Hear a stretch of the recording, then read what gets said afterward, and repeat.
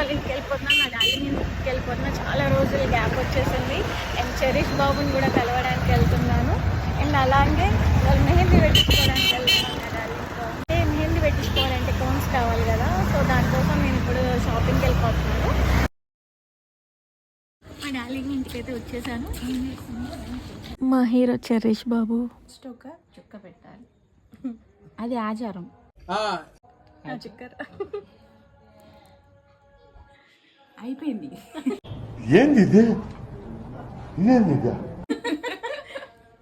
అలా ఓపికతో మా బీవిలో మెహందీ పెడుతుంది.